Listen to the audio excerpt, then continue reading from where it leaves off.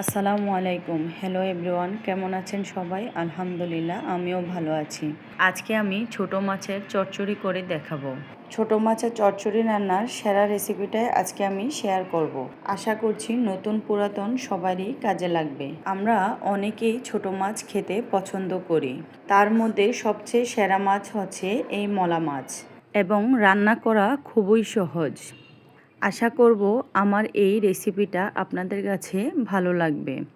তো কথা না বাড়িয়ে চলে যাব মূল রান্নায়। এই মাছ অপছন্দ করে এমন মানুষ পাওয়া খুবই মুশকিল। আমি একটু অন্যরকমভাবে আজকে মাছটা রান্না করে দেখাবো। প্রথমে একটি হাঁড়ি নেব, তারপর আমি আগে থেকে কেটে ধুয়ে রাখা মলা মাছ নেব। তবে চুলা এখনও জ্বালাইনি। চুলা জ্বালানোর আগে আমি সবগুলো উপকরণ দিয়ে ভালোভাবে মেখে রান্নাটা করব। প্রথমে দিয়ে দিব পেঁয়াজ বাটা 2 চামচ পরিমাণ, রসুন বাটা 2 চামচ পরিমাণ। আমি এখানে মলা মাছের মাথা আলাদাভাবে কেটে নিয়েছি। এখন দিয়ে দিব 1 চামচ পরিমাণ লবণ। তারপর দিয়ে দিব মরিচ গুঁড়া 1 চামচ পরিমাণ, হলুদ গুঁড়া 1 চামচ পরিমাণ। তারপর দিয়ে দেব জিরার গুঁড়া 1 চামচ পরিমাণ। এখন দেব ধনিয়ার গুঁড়া 1 চামচ পরিমাণ। তারপর আমি দিয়ে দেব কাঁচামরিচ।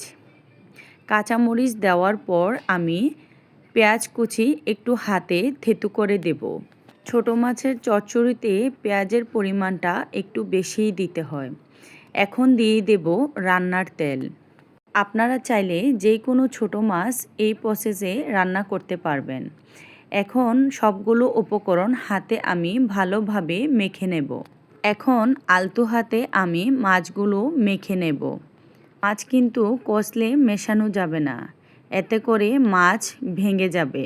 এখন আমি আস্ত 4-5টা জলপাই দিয়ে দেব।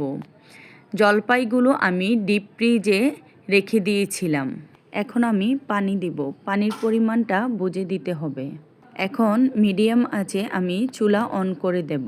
এখন আলতোভাবে নেড়ে আমি একটি ঢাকনা দিয়ে ঢেকে দেব।